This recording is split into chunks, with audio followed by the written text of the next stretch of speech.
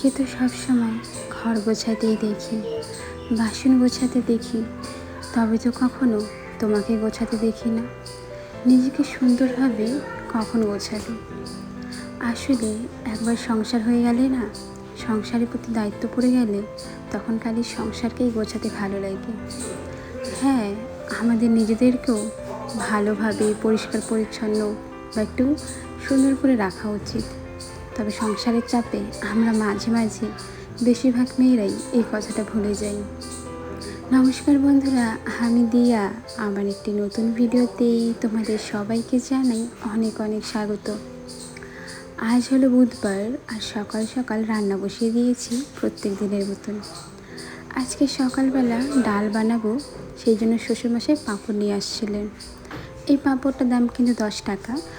একটা প্যাকেটে 5টা করে পাঁপড় থাকে। তবে এই পাঁপড়গুলো আমার তেমন একটা ভালো লাগে না। এর থেকে বেশি ভালো লাগে ওই যে 5 টাকা দামের পাঁপড়গুলো হয় না, মানে একটা পাঁপড়ই 5 টাকা দাম, মাছের ডালের সম্ভবত। সেই পাঁপড়গুলো খেতে বেশি ভালো লাগে। তা যাই হোক, যেটা মধ্যে বেশি লাভ হবে সেটাই তো কিনতে হবে, তাই না? আর আমরা 5 জন মানুষ, 5টা পাঁপড়, ব্যাস আমাদের সকলের খাওয়া আরামে হয়ে যাবে। পাঁপড়গুলো ভাজা করে একটা প্লাস্টিকে তুলে রাখছি, নাহলে তো সেমটে যাবে। সবার খাওয়া দাওয়া করার তো এখন অনেকটা দেরি আছে, ঘড়িতে বেশি একটা সময় হয়নি, ওই প্রায় 7:30টার মতন বাজে। আমি ভাজা করলাম, আবার একটু একটু খেয়েও দেখছিলাম। ওই একটু একটু না, কেমন জানি প্লাস্টিক প্লাস্টিক মনে হয় পাঁপড়গুলো। তা যাই হোক, এদিকে কিন্তু আমি প্রেসারে ডালটা বসিয়ে দিয়েছিলাম। ডালটা সিদ্ধ করার সময় আমি একটা গোটা আলু দিয়েছিলাম। আসলে 10 টাকার ছোলার ডালে তো বেশি ডাল হয় না, আর দুবেলা খেতে হবে, সেই জন্য আমি আরও বেশি করে জল দিয়ে দিলাম। আর আলুগুলো কী করবো বলো তো, এই যে এই ডাঁটাটার সাহায্যে ভালো মতো মিশিয়ে নিব, তাহলে ডালটা ঘন হয়ে যাবে। নাহলে খালি ডাল বানালে না, ডালটা একদম পাতলা হয় আর তাকিয়ে থাকে আমার দিকে। আলুটা দিলে ডালটা ঘন হয়ে যাবে আর আমাদের সবার হয়ে যাবে। আমি কিন্তু কিছুটা গোটা ছোলার ডাল প্রেশার কুকারেই রেখে দিয়েছি, যেহেতু এর মধ্যে কাটা দিব, এই ডালগুলো তো একদম গলে যাবে। আর কিছুটা ডাল যাতে মুখে লাগে খাওয়ার সময়, সেই জন্যই আমি আলাদা করে রেখেছি। এদিকে সোমবারের জন্য আমি একটা তেজপাতা, কিছুটা 5 ফোড়ন আর একটা শুকনো লঙ্কা, সাথে দিয়েছি কি বলো তো, এটা ঢেঁকি শাক। ওই যেখান থেকে জল আনি না, সেখানে মানে কুয়ার পাড়েই আর কি অল্প ঢেঁকি শাক হয়েছিল, সেটাই শাশুড়ি মা এনে দিল, বললো ডালের মধ্যে দেওয়ার জন্য। তো ডালটা প্রায় সোমবার হয়ে গেছে, তা ভাবলাম যেগুলো গোটা ছোলার ডাল আছে সেগুলো ডালের মধ্যে দিয়ে দিই, তাহলে কিন্তু খেতে বেশ ভালো লাগে। আর এদিকে সকাল থেকে তো গুড়ি বৃষ্টি হয়েই চলেছে, এখনও পর্যন্ত দেখো বৃষ্টি কমছেই না। তবে তো ভালো, এই সময় এতটা বৃষ্টি হয়নি। তবে আজকে আমি যেই সময় ভয়েস ওভার দিচ্ছি, কালকে রাত্রে যেন প্রচুর বৃষ্টি হয়েছে। আমাদের উঠোনে এত জল হয়েছিল কি বলবো, হাঁটুর থেকেও বেশি জল হয়ে গিয়েছিল। অন্য দিনের তুলনায় এইবার জলটা অনেকটাই বেশি হচ্ছে। আসলে কি বলতো, যেদিকে হাইড্রেনটা ছিল না, মুখের দিকের জায়গাগুলো অনেকেই বাড়ি বানিয়ে নিয়েছে, আর ড্রেনটা হয়ে গেছে একদম চাপা। আর এত জায়গার জল আসার পর জলটা যে যাবে তেমন তো জায়গার প্রয়োজন, সেই জায়গাটা না থাকার জন্যই আর কি জল যেতে ভীষণ অসুবিধে হয়। তা যাই হোক, চলো, এতে আমাদের কিছুই করার নেই। এইদিকে প্রথম রুটিটা কিন্তু গরুকে দেওয়ার জন্যই বানাবো। আমাদের এখানে তেমন একটা গরু আসে না গো, আসলে ছোট রাস্তা তো, অন্যদিকে চলে যায়, বা মাঠেই অনেক গাছ রয়েছে, সেখানেই ঘাস ঠাস খায়। যদি যাওয়ার সময় শাশুড়ি নিয়ে যায় বা টিনে দিয়ে দিব, মানে যে কেউ খেতে পারবে। মানে আমি শুনেছি প্রথম রুটিটা নিজে না খেয়ে অন্য পশু পাখিদের দেওয়া বেশি ভালো। চলো, তোমরা যে আমার আগের ভিডিওতে কমেন্ট করেছিলে সেই কমেন্টগুলো পড়ে নিই। রোজা দিদিভাই বলেছ, আমি ভালো আছি, আমার নাম রোজা, আমি বাংলাদেশ থেকে। অনেক অনেক ধন্যবাদ গো দিদিভাই আমার রিপ্লাই দেওয়ার জন্য, মানে আমি তোমাকে যেই প্রশ্নটা করেছিলাম। রিয়াজ সোনা দিদিভাই বলেছ, শুভ সকাল দিদিভাই, প্রজাপতিটা খুব সুন্দর হয়েছে, হাতের কাজ করেছো, খুব ভালো হয়েছে, সাদা বিছানার চাদরটাও খুব সুন্দর লাগলো। আমিও চালিয়ে রেখে দিদিভাই, যতই হোক আমার সময় না থাকলে আমি ফুল ওয়াচ করব। কেন কষ্ট করে ভিডিও বানাচ্ছি, আমি আর সময় নষ্ট করব কেন? আমার কমেন্ট পড়ে নিলে আমি খুব খুশি হয়েছি। হ্যাঁ গো দিদিভাই, একটা ভিডিও বানাতে কিন্তু কতটা কষ্ট হয় শুধুমাত্র সেই মানুষটাই জানে। রাজশ্রী দিদিভাই বলেছ প্রজাপতিগুলো একটু বাঁকিয়ে দিলে আরও ভালো লাগতো, কেমন সোজা না দিলে। হ্যাঁ গো, আমারও প্রথমে তাই মনে হয়েছিল, তবে ওই যে না বুঝলে যা হয়, আর সাজেশন দেওয়ার মতনও তো কেউ নেই যে কেউ বলবে এভাবে এভাবে করো ভালো হবে। নিজেই কাজগুলো করি, কখনো ভালো হয় তো কখনো খারাপ, তবে ওই যে করতে করতেই শিখে যাই। আমিও ধীরে ধীরে সেটাই করছি। তবে তোমাদের কমেন্টগুলো দেখার পর আমি কিন্তু অনেক কিছু জানতে পারছি। আর তুমি ইনস্টাগ্রামের কথা বললে খুব ভালো লাগলো জানো। আমার আগের আইডিটা কে জানে কেন বন্ধ করে দিয়েছে। এখন একটা নতুন আইডি আমার ফলোয়ার্স করছি, প্লিজ ফলো করে দিও। অবশ্যই গো, ফলো করে দিব, কিন্তু আমি না কাউকে না ফলো করি না, বাট সাপোর্ট অবশ্যই করব। তোমার নামটা কি চ্যানেল আমাকে অবশ্যই জানিও। নাফিসা বলেছ তোমার কথাগুলো আমার অনেক ভালো লাগে। ধন্যবাদ গো নাফিসা, তোমার শরীর কেমন আছে অবশ্যই জানিও। তোমাদের সাথে গল্প করতে করতে আমার কিন্তু অনেক কাজ হয়ে গেছে। কালকে রাত্রেবেলা তোমাদের দাদাভাই তো চাল এনেছিল, আমি অর্ধেকটা চাল উঠে রেখেছিলাম, আর কিছুটা ছিল যেটা উঠানো হয়নি, এখন উঠিয়ে রেখে দিলাম। আরও বস্তার মধ্যে কিছু রয়েছে। আসলে কি বলো তো, চাল রাখার জন্য না বড় একটা ড্রাম না হলে একদমই হচ্ছে না। ওই এখানে 5 কেজি, ওখানে 5 কেজি, এখানে 5 কেজি করতে করতে কতটা জায়গা জুড়ে দেখো খালি চালই রয়েছে। দেখতে তো ভালো লাগে না, তবে কি করব বলো, একটু সাজিয়ে গুছিয়ে না রাখলে দেখতে আরও বাজে লাগবে। এখন মোটামুটি তো ঘরের কাজগুলো সেরে নিলাম, চলো সারাদিনের কাজকর্মগুলো তোমরা দেখতে থাকো। ততক্ষণে তোমাদের আরও কিছু সুন্দর সুন্দর কমেন্ট আমি পড়ে নিই। কুকিং ভিলেজ থেকে বলেছ দিদি পুরো আছি, ধন্যবাদ গো। সোমা বর্মন দিদিভাই বলেছ শুভ সকাল। শুভ সকাল দিদিভাই, কেমন আছো? রোজা লাইফ থেকে বলেছ জামা আছে আলাদা টেস্ট, আলাদা সাগর আছে, তেমনই মায়ের হাতের রান্নার কোনো তুলনাই নাই।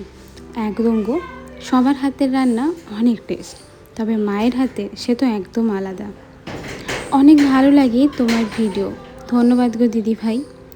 আর দেখো, আমি যখন ভয়েস ওভার দিচ্ছি টিনের উপরে একটা কাক অনবরতভাবে আওয়াজ করেই যাচ্ছে।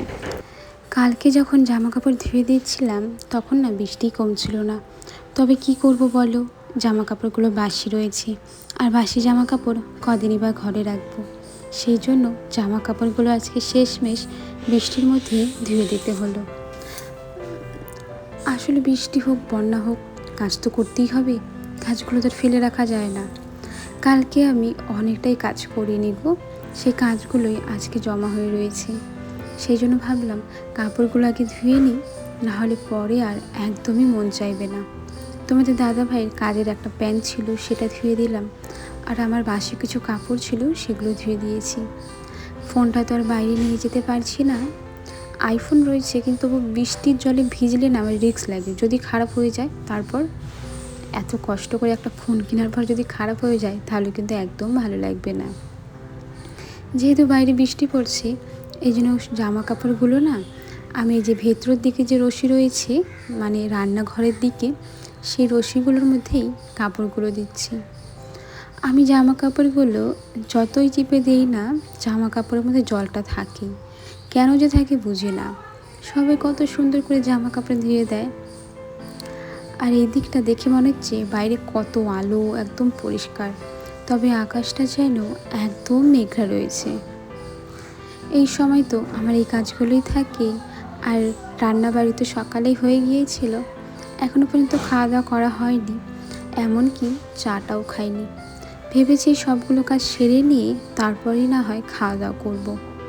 ঘরে যদি কাজ থাকে না একদম খেতেও মন চায় না, মনে হয় আগে সংসারের কাজগুলো সেরে নিই তারপরেই না হয় খাওয়া দাওয়া করা যাবে। তো এখন ঘরটা মুছে নিব, ব্যাস তারপরে খাওয়া দাওয়া করতে পারবো। আমার কাজ কিন্তু হয়ে যাবে। তারপর ঘড়িতে বাজে সকাল 10টা।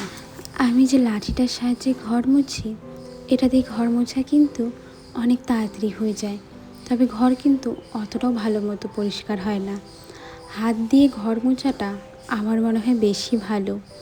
তবে যত সময় পেরিয়ে যাচ্ছে আমরা সবাই চাচ্ছি কতটা আরাম করে কাজ করা যায়।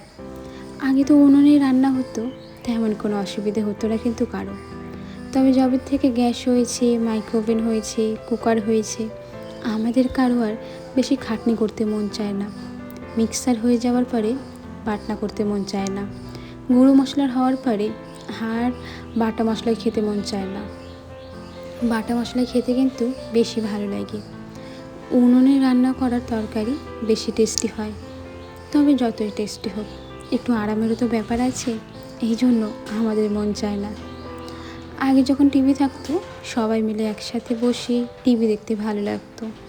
তবে এখন আমরা একসাথে বসি তো ঠিকই, তবে টিভি দেখি না, দেখি আমরা মোবাইল, তাও আবার আলাদা আলাদাভাবে।